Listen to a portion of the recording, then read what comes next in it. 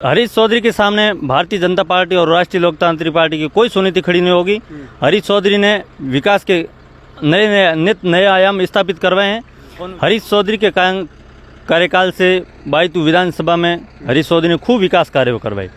शायद इतना आज दिन तक पहले कैलाश चौधरी रहे विधायक, उनसे पहले कर्नल सोनाराम जी चौधरी रहे, उन्होंने भी इतना विकास नहीं करवा पाए। उनसे 4 गुना हरीश चौधरी ने बायतू में विकास कार्य करवाए और विकास की गंगा बहाई। सर, कांग्रेस के शासन की बात करें तो विद्यालयों में स्टाफ की तो भारी कमी चल रही है, हर जगह चल रही है। देखो, ये सरकार का काम है। फिर उसी सरकार को आप चाहते हैं ना कि दोबारा रिपीट करें? नहीं, दोबारा रिपीट करता, अभी नई भर्तियां होगी तो नए स्टाफ आएंगे। पेपर आउट हो रहे हैं, कैसे होगी भर्तियां? हाँ, मानते हैं पेपर लीक के मामले में कई युवाओं का भविष्य बर्बाद हुआ है और होता जा रहा है। फिर ये अच्छी बात कहाँ है ना, ये सरकार की सफलता नहीं है ना। दोस्तों, राजस्थान के अंदर विधानसभा के चुनाव आने ही वाले हैं। चुनावों में बहुत ही कम समय बचा है और चुनावों से ठीक पहले हम हमारे चैनल पर निरंतर आपको बुजुर्गों व युवाओं की वीडियो आप लोगों तक पहुंचाने का काम कर रहे हैं। आज मैं खड़ा हूं हीरा की ढाणी गांव का ये मुख्य चौराहा है, यहाँ पर खड़ा हूं और हमारे साथ में कुछ नौजवान हैं। इनसे जानते हैं कि चुनावों को लेकर के इनकी क्या राय है। भाई साहब, क्या नाम आपका? मेरा नाम हरखाराम शरण। हरखाराम जी, चुनाव आ रहे हैं, हम वापस चुनावों में जा रहे हैं, क्या लगता है इस बार 2023 में वापस कांग्रेस की सरकार रिपीट होगी? आपको लगता है कि राजस्थान के अंदर 2023 विधानसभा चुनाव में कांग्रेस की सरकार रिपीट होगी? क्यों? क्योंकि कांग्रेस के राज्य में 2018 से लेके 5 साल में राजस्थान कांग्रेस सरकार ने राजस्थान में बहुत सारे खूब विकास कार्य करवाए और उनको विकास कार्यों की बदौलत ही वापस सरकार कांग्रेस की रिपीट हो गई और राजस्थान की जनता कांग्रेस को ही वापस सत्ता में लाना चाहती है। आपका मानना है कि राजस्थान की जो मुख्यमंत्री गहलोत की सरकार है उन्होंने बेहतर काम किया, लेकिन मुख्यमंत्री गहलोत की सरकार पे कहीं सवालिया निशान भी खड़े होते हैं, तमाम तरह के आरोप भी लगते हैं। राजस्थान के अंदर कहीं ना कहीं ये कहा जाता है कि सरकार ने जो भी अच्छा काम किया हो वो अलग बात है, लेकिन कहीं ना कहीं एक के बाद एक जो राजस्थान के अंदर जो पेपर लीक हो रहे हैं उसको लेकर के भी सरकार को कई बार विपक्ष कटघरे में खड़ा कर रहा है। क्या कहना चाहेंगे? आप एक युवा है, पेपर लीक मामले के प्रति आपकी क्या प्रतिक्रिया रहेगी? हाँ, मानते हैं पेपर लीक के मामले में कई युवाओं का भविष्य बर्बाद हुआ है और होता जा रहा है। फिर ये अच्छी बात कहाँ है ना, ये सरकार की सफलता नहीं है ना। ये सरकार की सफलता तो नहीं है, पर इस पर सरकार ने नए कानून लागू किए हैं और भविष्य में अगर ऐसी कोई पेपर लीक के मामले में सरकार ने अभी कड़े से कड़े कानून लगाने के मतलब सरकार अपनी कोशिश कर रही है, जिस ताकि आगे ऐसा भविष्य में पेपर लीक का मामला नहीं होगा और न ही युवाओं के भविष्य को बर्बाद किया जाएगा। अच्छा, मुख्यमंत्री गहलोत महंगाई राहत कैंप चला रहे हैं विशेषकर ग्रामीण क्षेत्रों के अंदर, क्या कहना चाहेंगे? आप एक कांग्रेसी कार्यकर्ता है, क्या लगता है महंगाई राहत कैंप से कहीं ना कहीं कांग्रेस की जो दशा है जो आने वाले चुनाव में वो ठीक होगी? कांग्रेस रिपीट होने में कहीं ना कहीं महंगाई राहत कैंप का कितना योगदान रहेगा? महंगाई राहत कैंप में लोगों को खूब फायदा हुआ। वैसे देखा जाए तो लंपी में बीमारी से ग्रस्त गायों को उनके भी वो मुआवजा मिलने की जल्दी मुआवजा मिलेगा। लोगों को सिलेंडर अभी 500 रुपये मिल रहा है और इस कई मतलब महंगाई राहों में अभी चल रहा है। चिरंजीवी बीमा योजना जो लागू हुआ है उसमें सरकारी हॉस्पिटलों में भी लोगों का निःशुल्क इलाज किया जा रहा है। ऐसे कई तमाम सरकारी योजनाएं हैं राजस्थान सरकार में, कांग्रेस की जन कल्याणकारी योजनाएं हैं, उनसे आम आवाम गरीब किसान मजदूरों को उन योजनाओं का लाभ मिल रहा है और उनकी बदौलत ये वापस कांग्रेस सरकार रिपीट होगी। चलिए, बायतू की बात करें। आप बायतू विधानसभा से हैं। बायतू के अंदर हरी चौधरी के 5 साल होने ही वाले हैं उनके कार्यकाल के। 3 साल वो राजस्व मंत्री भी रहे। हरी चौधरी के काम से आप कितने प्रभावित हैं एक कांग्रेसी कार्यकर्ता होने के नाते? दिल से बताइए। हरीश चौधरी के कार्यकाल से बायतू विधानसभा में हरीश चौधरी ने खूब विकास कार्य करवाए। शायद इतना आज दिन तक पहले कैलाश चौधरी रहे विधायक, उनसे पहले कर्नल सोनाराम जी चौधरी रहे, उन्होंने भी इतना विकास नहीं करवा पाए। उनसे 4 गुना हरीश चौधरी ने बायतू में विकास कार्य करवाए और विकास की गंगा बहाई।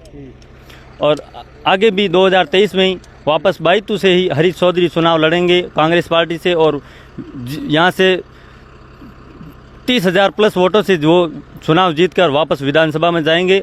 और चलिए, आपको बता दें कि बायतू विधानसभा में राष्ट्रीय लोकतांत्रिक पार्टी का भी अच्छा खासा वर्षों से है। उसके साथ साथ भारतीय जनता पार्टी भी चुनावी माहौल में, चुनावी मूड में आ गई है। नहीं लगता है कि हरीश चौधरी के सामने राष्ट्रीय लोकतांत्रिक पार्टी या भारतीय जनता पार्टी की तरफ से कोई चुनौतियाँ खड़ी हो सकें? हरीश चौधरी के सामने भारतीय जनता पार्टी और राष्ट्रीय लोकतांत्रिक पार्टी की कोई सुनीति खड़ी नहीं होगी। हरीश चौधरी ने विकास के नित नए आयाम स्थापित करवाए हैं। उन विकास की बदौलत ही बायतू की जनता हरीश चौधरी के साथ खड़ी है और रहेगी। और वापस 2023 में विधानसभा चुनाव में हरीश चौधरी बाजी मारेगा। हरीश चौधरी के सामने राष्ट्रीय लोकतांत्रिक पार्टी और भारतीय जनता पार्टी की कोई चुनौती खड़ी नहीं। पिछली बार भी 13,000 मतों के मार्जिन से जीते थे, जीतने में काफ़ी मशक्कत करनी पड़ती। नहीं लगता कि इस बार मार्जिन है वो बहुत ही कम है और राष्ट्रीय लोकतांत्रिक पार्टी विशेष करके उन क्षेत्रों पर ज़्यादा फोकस कर रही है जहां उन्हें 2018 में कम रिस्पॉन्स मिला था?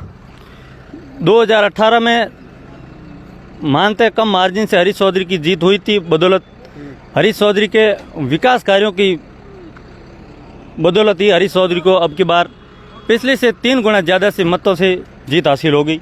इसमें कोई आप बायतू में हरीश चौधरी के विकास को ही ज़्यादा प्राथमिकता दे रहे हैं, तो आपको बता दें कि ग्रामीण क्षेत्रों के अंदर कहीं ना कहीं ये बात हमें ज़्यादा देखने को मिलती है। जो ग्रामीण क्षेत्रों के जो स्कूल हैं वहाँ पे शिक्षकों का भारी अभाव है।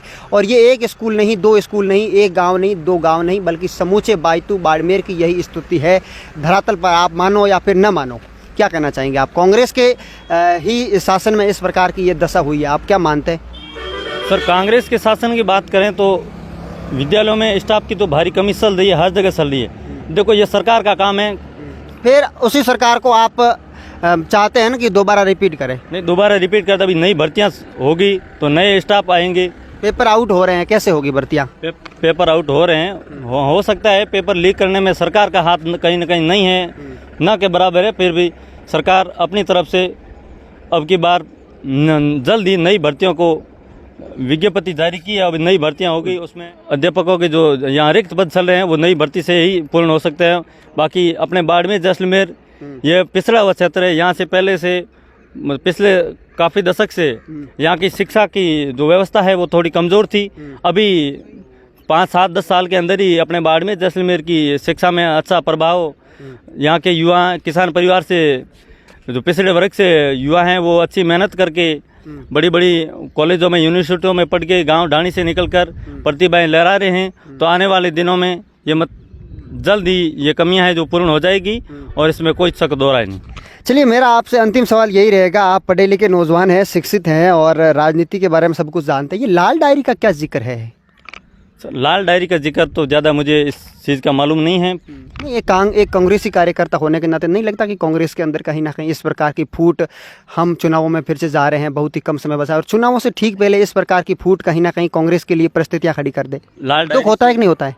मानते हैं होता है, पर इस लाल डायरी की कोई फूट नहीं है। ये तो एक तरह का गुड्डा के द्वारा आरोप लगाए गए हैं जो कि फिलहाल उन्होंने विधानसभा में अपनी ही सरकार के खिलाफ बयान दिए थे। नहीं, फिर पहले सचिन पायलट, अब गुड्डा, ये मतलब किसी के राशि किसी से मिलती नहीं है कांग्रेस के अंदर। ये तो देखो, जनाधार आरोप प्रत्यारोप तो हर जगह, विपक्ष के अंदर चलते हैं आरोप प्रत्यारोप, सत्ता पक्ष में हमें कम देखने को मिलते हैं आरोप प्रत्यारोप। सर, आपका कहना सही है, सत्ता में नहीं देखने को मिलता है।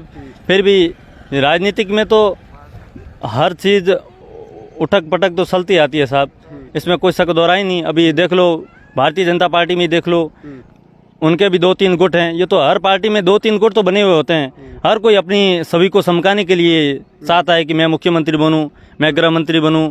हर कोई, कौन नहीं चाहता कि मैं मुख्यमंत्री नहीं बनूं आज के समय में। राजस्थान का युवा क्या चाहता है? 2023 विधानसभा चुनाव में कांग्रेस की तरफ से मुख्यमंत्री कौन होना चाहिए? कांग्रेस की तरफ से फिलहाल में कोई मुख्यमंत्री का पद फिक्स नहीं है। क्या हरीश चौधरी सीएम रेस में है? हरीश चौधरी सीएम रेस में है, बट हरीश चौधरी को केंद्र की सरकार हमारे पार्टी के राष्ट्रीय अध्यक्ष मल्लिकार्जुन खड़गे जी के नेतृत्व में ही वही पार्टी का ऐलान करेंगे, वही मुख्यमंत्री का सेहरा रखेंगे।